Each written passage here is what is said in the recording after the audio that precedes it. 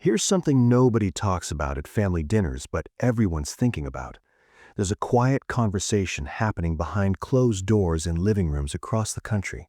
Adult children sitting with their spouses late at night, whispering about mom or dad. Grandchildren making excuses why they can't visit this weekend. Friends gradually drifting away without any big argument or dramatic falling out.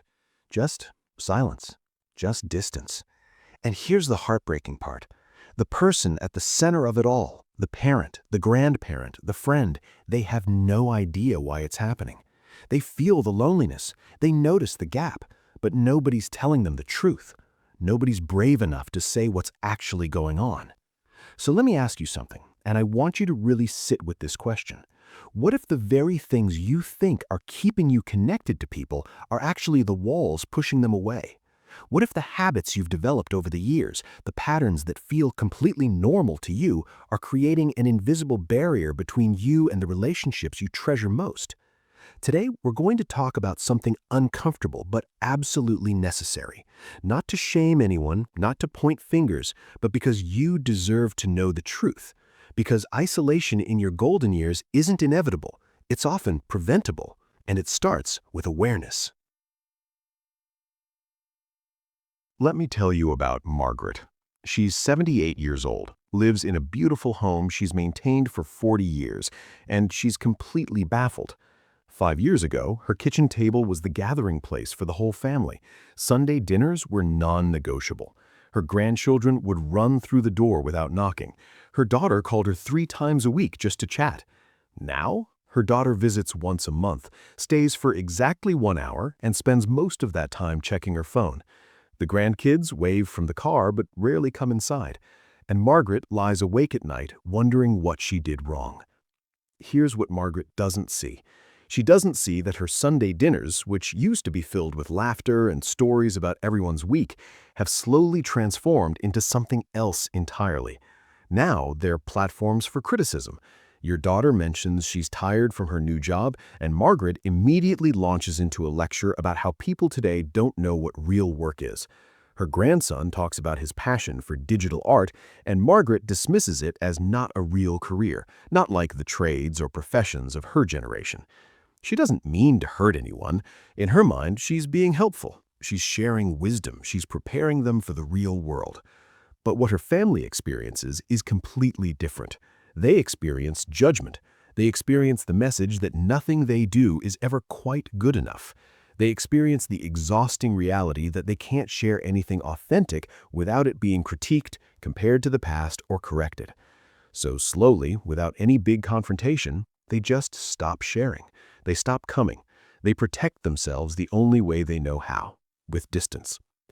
And this is the pattern I see repeated in countless families. The older generation genuinely believes they're being loving, helpful, and engaged. The younger generation feels criticized, dismissed, and exhausted. Both sides care deeply about each other. Both sides want connection. But somewhere in the middle, communication has broken down completely. The tragedy is that it doesn't have to be this way. But fixing it requires something incredibly difficult. It requires looking in the mirror and asking yourself if the way you're showing up in relationships is actually bringing people closer or quietly pushing them away. There's a phenomenon in psychology called emotional contagion. Basically, it means that emotions spread from person to person like a virus. When you're around someone who's genuinely joyful, you tend to feel lighter. When you're around someone who's perpetually negative, you leave feeling drained, even if you can't quite explain why. Now, I want to be crystal clear about something.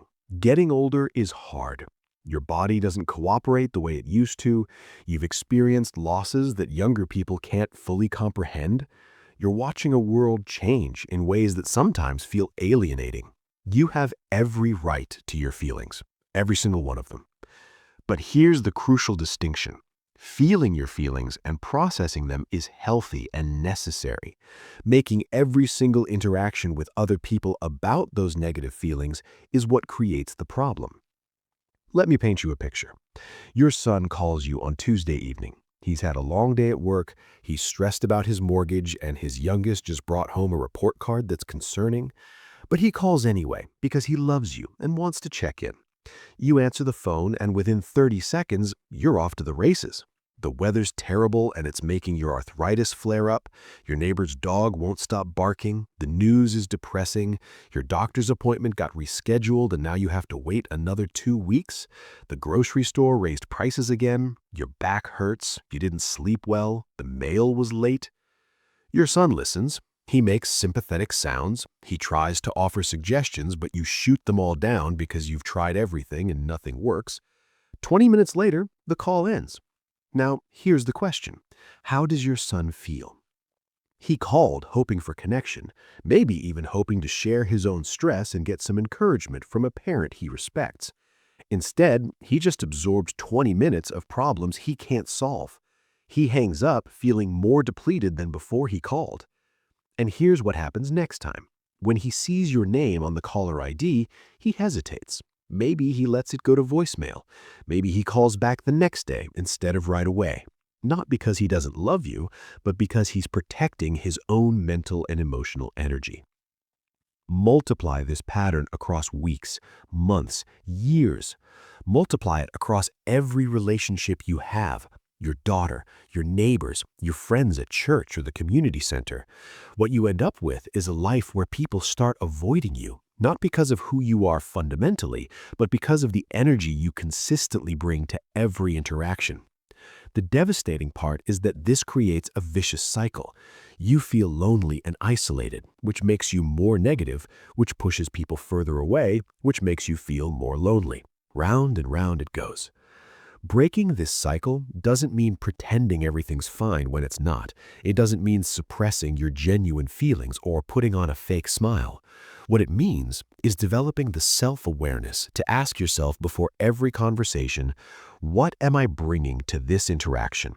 Am I using this person as my emotional dumping ground, or am I genuinely trying to connect? Here's a powerful practice. Before you share a complaint, share something good first. Even something tiny, a bird you saw outside your window, a kind interaction at the pharmacy, a memory that made you smile. This isn't toxic positivity, it's balance. It's reminding both yourself and the other person that your life, like everyone else's, contains both struggle and joy. When you lead with joy, people lean in. When you lead with complaints, people pull back. It's human nature. Let's talk about something that's incredibly common and incredibly isolating, the tendency to make your health conditions the centerpiece of your identity. Now, before you get defensive, I need you to understand something. Your health challenges are real.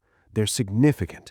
They impact every aspect of your daily life in ways that people who haven't experienced them can't fully appreciate. When you wake up in pain, when you're managing multiple medications, when you're navigating the healthcare system and dealing with doctors and specialists and tests, it's exhausting. It's scary sometimes, and you absolutely deserve support and compassion. But here's what I've observed working with hundreds of families over the years. There's a difference between sharing your health journey and making it the only thing you ever talk about. There's a difference between updating your loved ones when something significant changes and giving them a detailed medical report every single time you interact. Let me give you an example that might resonate. Imagine you have a friend. Let's call her Dorothy. Dorothy was diagnosed with diabetes about 3 years ago. It's a serious condition that requires daily management. But here's what happens now. You invite Dorothy for coffee, and within 5 minutes, she's telling you about her blood sugar levels from this morning. You ask how her week's been, and she launches into a detailed description of her new medication and its side effects. You mention you're planning a trip, and she immediately shifts the conversation to how she can't travel anymore because of her health. Every single topic, no matter what you introduce, somehow circles back to her medical conditions. After a few months of this, you find yourself not calling Dorothy as much, not because you don't care about her health, but because you realize you're not actually having a friendship anymore. You're serving as her medical sounding board. You leave every interaction knowing exactly what's wrong with her body, but having no idea what's happening in her heart, her mind, her interests, or her life beyond illness. Here's the thing that's so important to understand. When you make your health the center of every conversation, you're inadvertently sending a message to everyone around you. The message is, I am my illness. I am nothing more than this body that's breaking down. I have nothing else to offer. But that's not true, is it? You are so much more than your diagnoses. You have opinions about what's happening in the world. You have a lifetime of experiences and wisdom. You have a sense of humor. You have things you're curious about or interested in.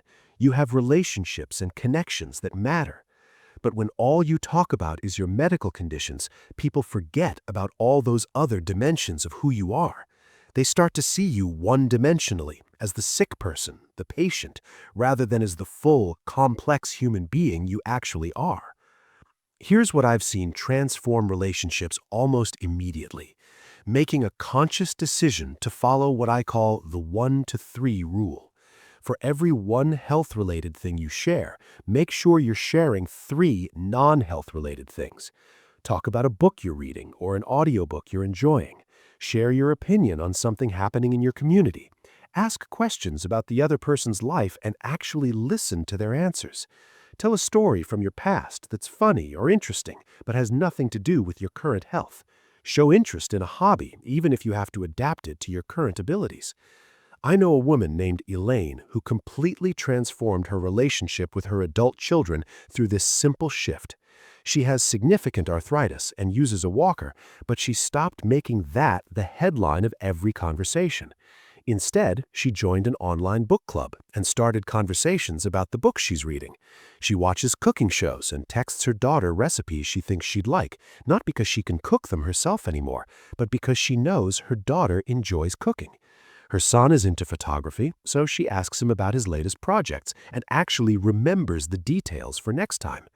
Yes, she still updates her kids on important health changes, but it's now balanced with all these other points of connection. And you know what happened?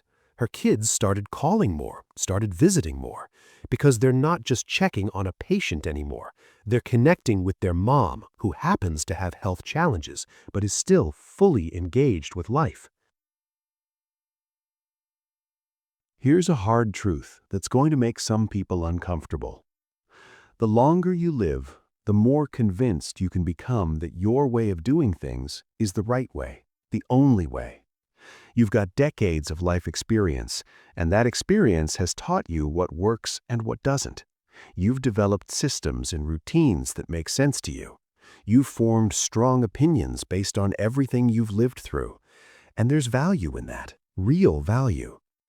The problem comes when that conviction hardens into rigidity, when your experience becomes a weapon you use to dismiss everyone else's perspective. Let me tell you about Robert. Robert is 76, worked in manufacturing for 40 years, raised 3 kids, and considers himself a practical, no-nonsense kind of guy. His daughter, Jessica, is 39, runs her own marketing business, and is raising 2 kids with her husband.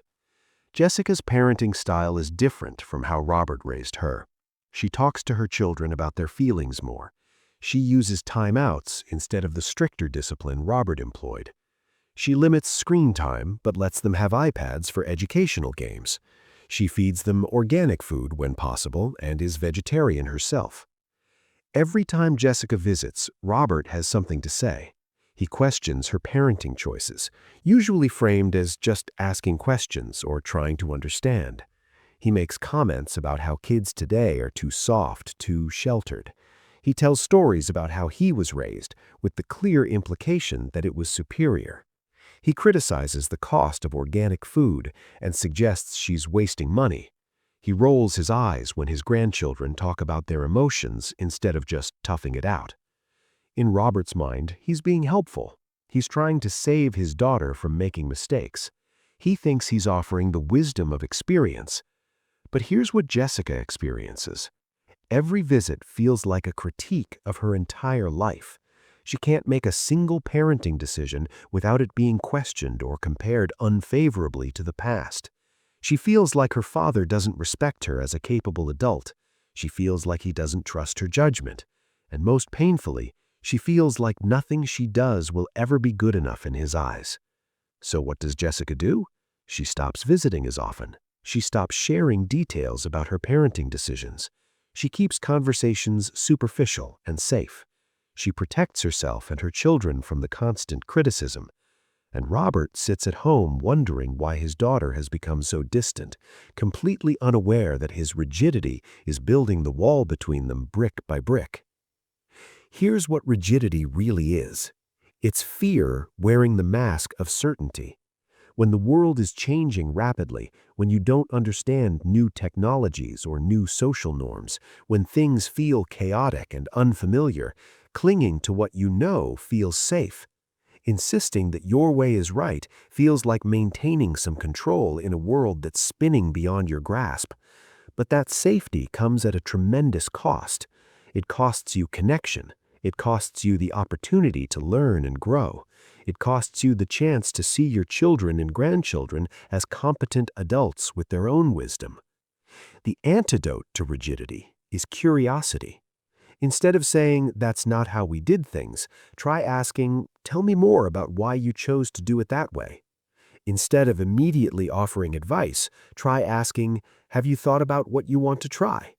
Instead of criticizing something you don't understand, try saying, "This is new to me. Help me understand it." These small shifts in language represent massive shifts in attitude. They communicate respect. They communicate that you see the other person as capable and intelligent. They open dialogue instead of shutting it down. I'm not suggesting you abandon all your values or pretend to agree with things you don't. You can have boundaries. You can express your perspective. But there's a world of difference between sharing your view and insisting everyone else adopt it. There's a difference between offering wisdom when asked and forcing it on people who didn't request it. The people who age with grace are the ones who can hold their convictions while remaining open to other perspectives. They're secure enough in who they are that they don't need everyone else to validate their choices by making the same ones. This is probably the most uncomfortable topic we're going to address, but it's too important to skip. Personal hygiene and self-care in older age. And I need to approach this with tremendous sensitivity because I understand the complex reasons why this becomes an issue for some people. Depression can make the simple act of showering feel impossible.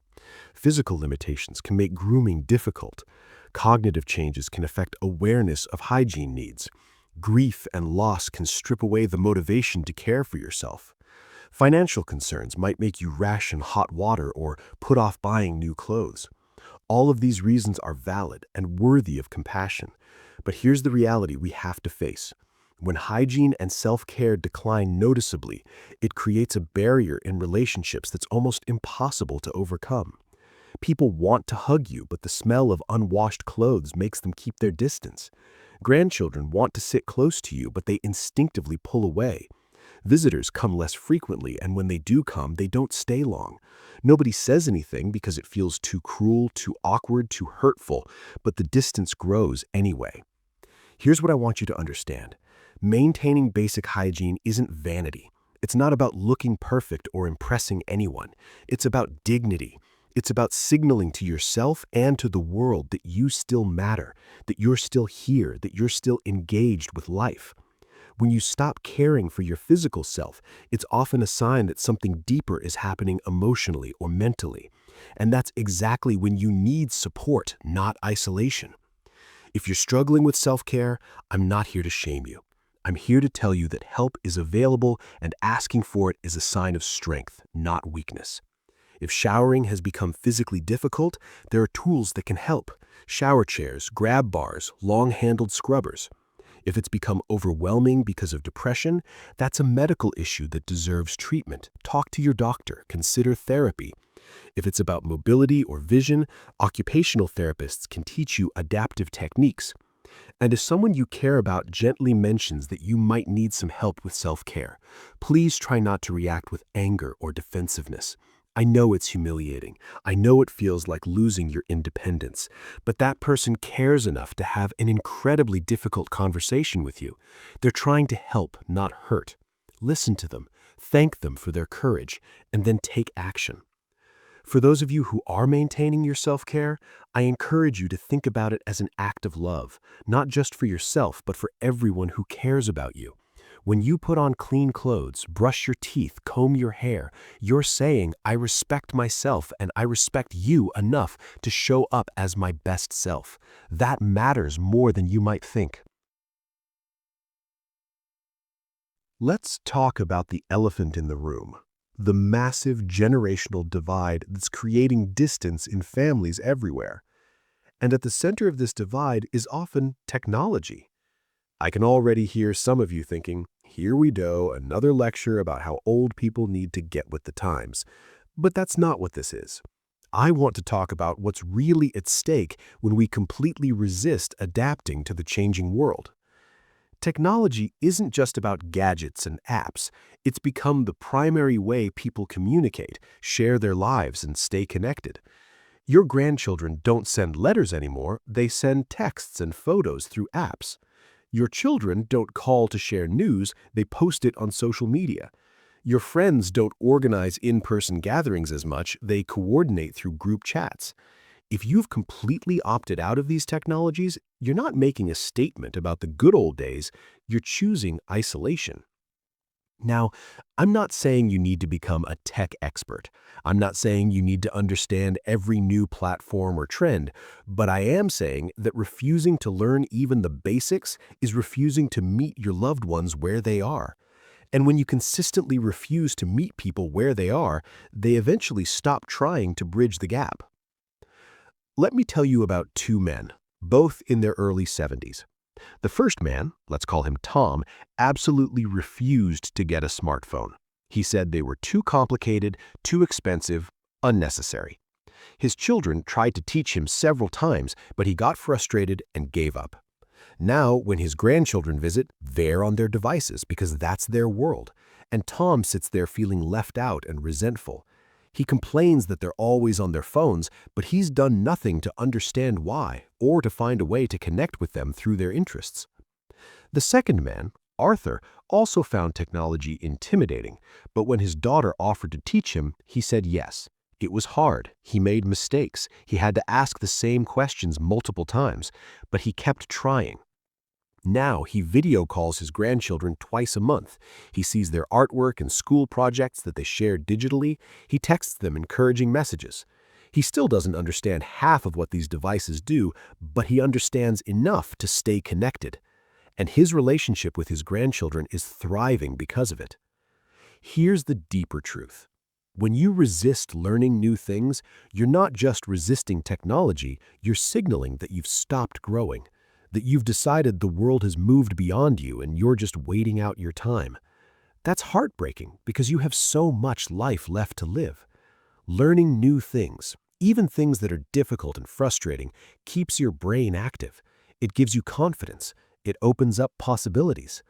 But beyond all that, it shows the people you love that they matter enough for you to step outside your comfort zone. That's powerful. That's connection. The world isn't going to go back to handwritten letters and landline phones. You can either adapt and stay connected, or you can dig in your heels and watch from the sidelines as life passes you by. Here's one of the hardest patterns to break, and it's one I see destroying relationships every single day: the victim mentality. The belief that everything happening to you is someone else's fault, that you're powerless, that life is just something that happens to you and all you can do is suffer through it and complain. I need to be clear about something right from the start. You have experienced real hardships, real losses, real disappointments. Those are valid. Those are true. But somewhere along the way, many people cross a line from acknowledging their difficulties to making those difficulties their entire identity. It sounds like this. Nobody cares about me anymore. My children never visit. People today are so selfish. I'm all alone and no one even checks on me. Now, sometimes these statements are literally true. Sometimes people do find themselves isolated through no fault of their own. But more often, when I dig deeper, I find a different story. I find someone who never calls their children first, only waits to be called. Someone who rejects every invitation because it's not exactly what they want. Someone who pushes people away with criticism and negativity and then blames those people for not coming back for more. The victim mentality is seductive because it absolves you of all responsibility. Nothing is your fault. You don't have to change or grow or try. You can just sit in your righteousness and your resentment. But here's the cost. You give away all your power. If everything is someone else's fault, then you can't fix anything. You're stuck, you're helpless, and that's a terrible way to live. Taking responsibility doesn't mean blaming yourself for everything. It means acknowledging the role you play in your own life. It means asking hard questions like, what am I doing that might be pushing people away? How am I showing up in my relationships? What could I do differently? When you shift from victim to agent, everything changes. Instead of waiting for your daughter to call, you call her. Instead of complaining that no one invites you anywhere, you organize a simple gathering yourself. Instead of listing all the reasons you're lonely, you take one small action to create connection. I know a woman who completely transformed her life at age 73 through this shift. She had spent years complaining that she had no friends, that her neighbors were unfriendly, that she was isolated. Then one day something clicked. She decided to stop waiting for other people to change and start creating the life she wanted. She started small. She smiled at people in her building. She said hello in the elevator. She put a note on the community board offering to teach anyone who wanted to learn how to knit. 3 people responded. She now has a weekly knitting circle and a whole new group of friends. Nothing external changed. The building is the same, the neighbors are the same, but her approach changed, and that changed everything. As we come to the end of our time together, I want to leave you with something important. This conversation wasn't about making you feel bad about yourself. It wasn't about listing all your flaws or suggesting you're the problem in all your relationships. The truth is, relationships are complicated. They involve at least 2 people, and both sides contribute to what's working and what's not. But here's what I believe with everything in me. You have more power than you think.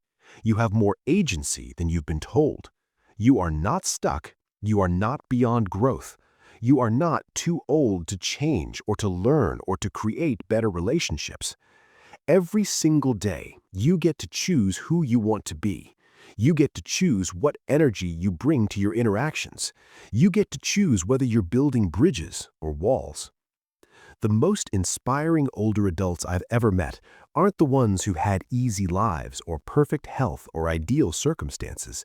They're the ones who stayed curious, who've remained humble enough to keep learning, who've chosen grace over bitterness, connection over isolation, growth over stagnation. They're not perfect. They struggle. They have hard days and moments of frustration and times when they feel overwhelmed by how much the world has changed. But they keep showing up. They keep trying.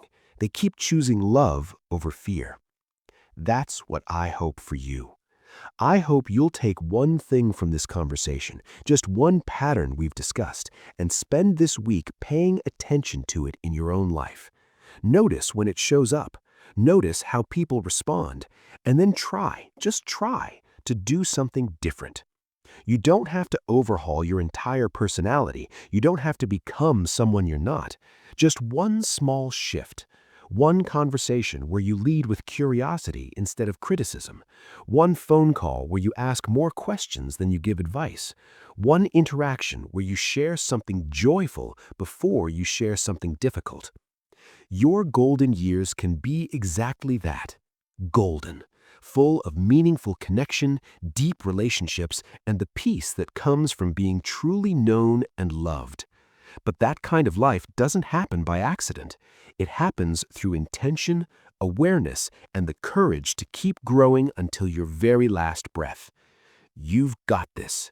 And you deserve a life surrounded by people who love being around you, not because they have to, but because you make their lives better just by being in them.